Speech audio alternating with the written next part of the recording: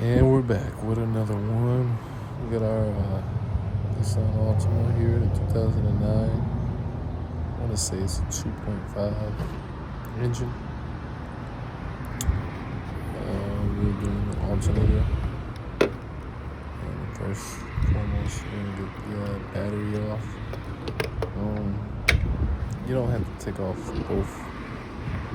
Just gotta take off the positive one, but I did both today because I seen how loose that was already. So I try to adjust it. It's a 10 millimeter nut on there that you're gonna use, and then you're also gonna use the 10 millimeter to get the engine cover off as well. There's 3 bolts on there. I'm gonna use a 10 millimeter for the majority of the job, but not the whole thing. I'm using one hand to hold the camera and do the job at the same time, so you're gonna see that a lot in the video. I gotta put it down to find a good spot. And hopefully I don't strip these bolts up using one hand, but for the most part it wasn't that hard. I was able to get everything off and still show you guys how to do it. So like I said, 10 millimeter, that is the coolant reservoir where your coolant's held at as well. It's just in the way of the bottom bolt, so you want to take that 10 millimeter off, and then it's held in at the bottom by like this kind of groove thing. You can shake it and pull it off of it. There's no other bolts or nothing at the bottom, or no hose. Just kind of want to get your hand free and get it out of there. That top was very loose, so when I set it down, as you see, a lot starts spilling out. I didn't notice it. I was recording. I'm going to get it here in a second, but make sure you find a good place to set that reservoir. But yeah, there goes the top bolt. See, kind of notice it there. Try to remove it, put it somewhere else. That didn't work, but we'll make sure we get it. Yeah, that's that toe bolt, and then I'm going to show you the wiring on there as well. I'll show you the bottom bolt here in a second, but yeah, that's the 12 millimeter. I'm gonna try a 10 first. I figured wrong, so I'm gonna try to put 12 on here instead. And then again, you don't have to have a deep socket, but that was the first 12 I found, and I broke it that easy. So like I said, you definitely have 2 hands, but doing this for showing purposes. Break that off. It was very, very easy to come off. As soon as you get it, you can definitely do it by hand. Take that and move it behind the oil dipstick, and then put that nut back there just in case you may need it, but you usually get a new nut when you buy an alternator. I've never seen one come without it. So. Then right now I'm looking at the connection wire. It usually has a clip, like something you press in and pull this off, but this one you just kind of wiggle until you can get it off, and that's probably the reason why it's having issues, because it's not all the way together though. But you can adjust the pins to make sure they have contact with the new alternator. It wasn't that bad, but it was just loose. You see that right one is kind of up, and the rest of them are down. So I'm going to adjust that back and make sure that goes back on right on the new one. So yeah, you got this wire here as well. You don't have to take out the whole thing, but that plastic part that goes into the metal, you use a special tool or a flathead, which I did. And I grabbed a special tool from AutoZone as well. It's made for it, but this time there's that thing right there. But I only had to use the flathead, how old it was. It just came out real easy. Move that behind the oil dipstick, and then we're gonna use the 10 as well to take off that wire that's attached to the top. See, I tried to use 12. Clearly it wasn't here. But you can go back to the 10. And it's a good thing to keep those sockets nearby, so you switch them out. You want to be able to just grab it and go. Or keep 2 sockets, one on each. Like I said, using one hand. But boom, broke it one time. It's not good to use one hand, because you could strip it, but yeah, it took one time though. See how easy that was. I'm just gonna take it out my hand. And then after you take that bolt out, you're gonna use the same either flathead or a special tool to get the clip out of the middle part. It's gonna come out real easy, just depending on how old and how much corrosion and stuff has been put on that plastic piece. Yep, that's that special tool I'm using. It's so easy to get. So boom, we got that out the way. Now all the wires are just attached. We're gonna hit the bolts next, and we'll do that. And that's a special Torx. I want to say that's a Torx bolt, T-Torx bolt. Now usually Altima has it, but sometimes they don't. I think it's sister to Nissan. Or I'm sorry, sister to Infinity.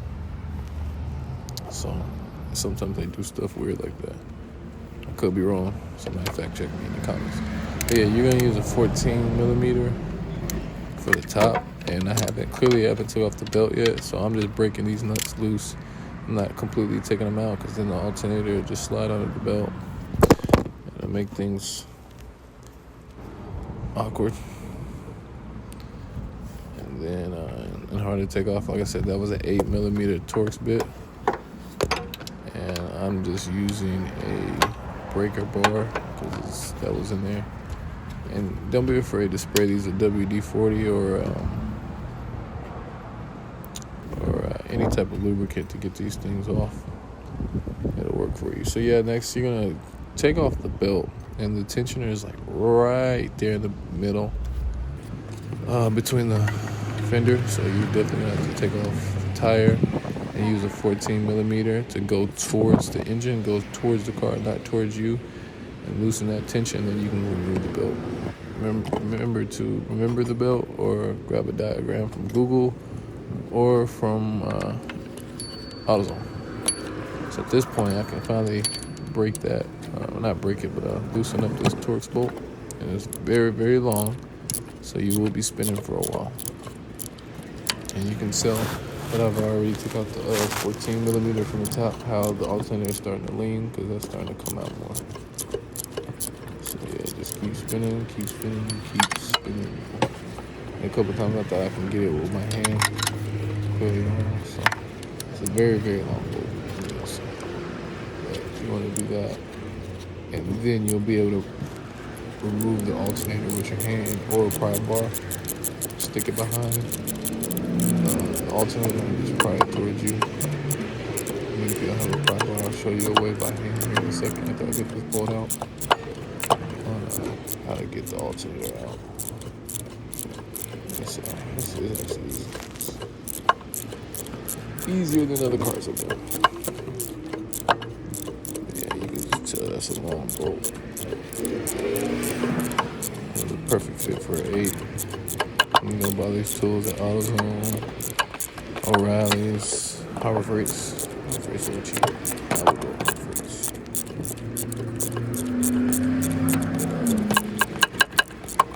This is probably the longest part.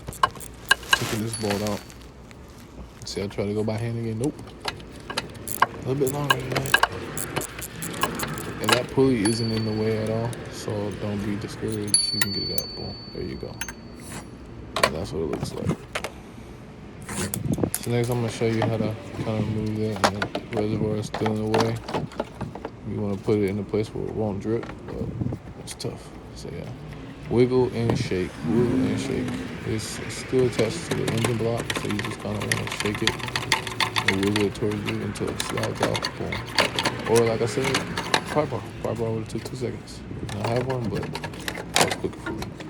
Now you can take this intake out. This long black intake. It takes 2 seconds to take out.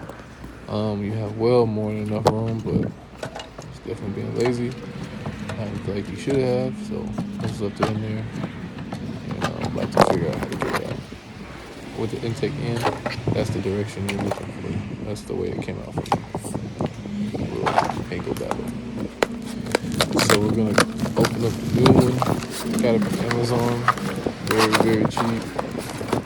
I would say affordable. Still a good part. They just have the prices of AutoZone and O'Reilly's. It takes a couple days to get to you. So just keep that in mind. If you can wait. There we go, comparing. Everything looks like it matched it up. The only thing we have to transfer over is this metal plate right here, and it's connected by a 10mm bolt. We're just gonna put it in the same spot. And even though we got the alternator out, all you gotta do is step on the alternator, break the bolt free, and then it'll spin out for you. It's not really that hard to take off. Get that out of there. Like I said, it is a 10mm bolt, and really easy. Another thing is I highly suggest gloves. Safety first. But yeah, transfer that to the new one. Tighten it as much as you can by hand, and don't forget to go back to it when you put the alternator in and make sure it's fully in there. It doesn't have to be snug, but you just want to make sure it doesn't come loose. Like I said, you can see in the back the new alternator already has a bolt back there. That one, and I don't know if I remember putting it in the video, but that one's a 13. So sometimes you'll use like a 12 or a 10 to take it off. The new one always comes with a 13mm bolt, or sometimes a 13 and 13. But I went from 12 to 13, and like I said, that's a 10mm bolt.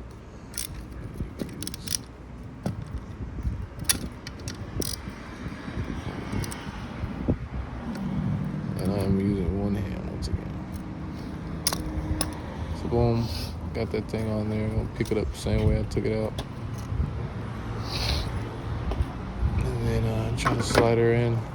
I was struggling at first, of course, because the intake, which like I said, I could have taken out. That probably wasn't a little bit of a bad idea. But if you don't want to or have to, you don't have to. Definitely doesn't do it. So you probably want to put the alternator in like,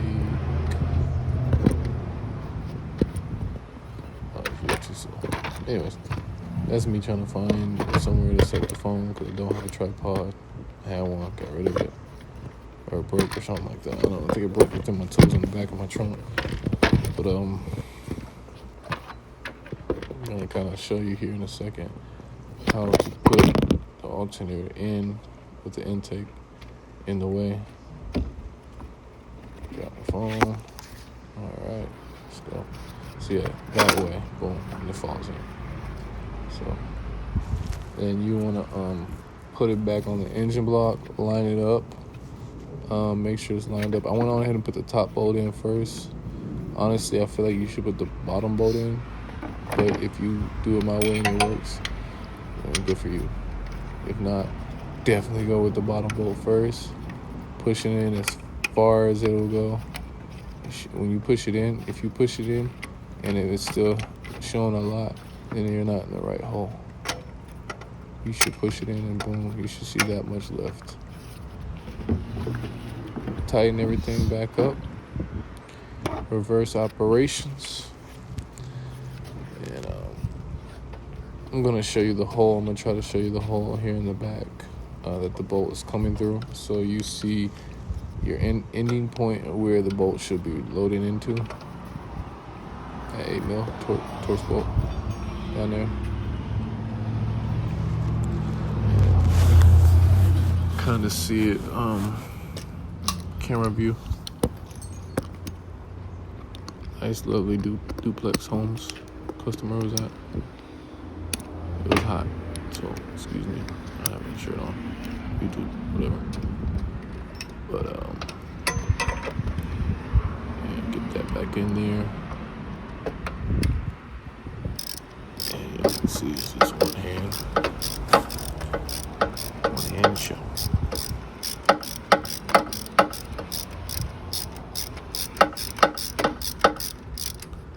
Try to show you that back spot where the bolt comes out of.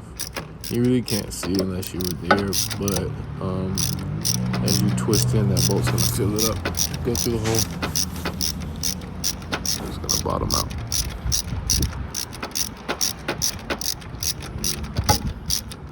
Another good indication that shows you put it in the right spot is the belt went on smooth. The belt doesn't go on, or you're putting it on the right routine that is supposed to show or go on the diagram. it won't reach because the alternator is too high, and if it's too low, then it won't tension out correctly. So that's another good indication that you are not on the engine block that holds the alternator, and you're not in the right hole. And then if you look right there, that's the hole right there, right under the wire between the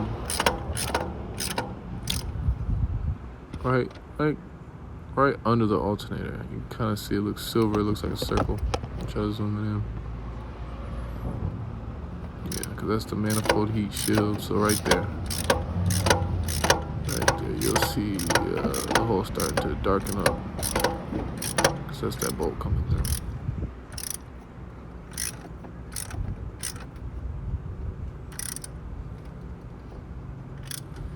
And there's another bolt right there that's already connected to the alternator. Alright, so then next, after you tighten up all the bolts, you can go ahead and put all the wires back on versus what you did earlier, as well as the belt. The belt diagram, like I said, try to remember it, or definitely, I googled mine because I remembered it and took a video, but there's one little spot I really couldn't figure it out, so Google's for. But yeah, and then after you tighten it up, that thing should stop moving, being loose. Boom. Yeah, so everything is pretty much easy. Everything is reversed. Put everything back on. Got your belt on, your wires, or the reservoir back, and you're good to go. Put on the battery, on engine cover.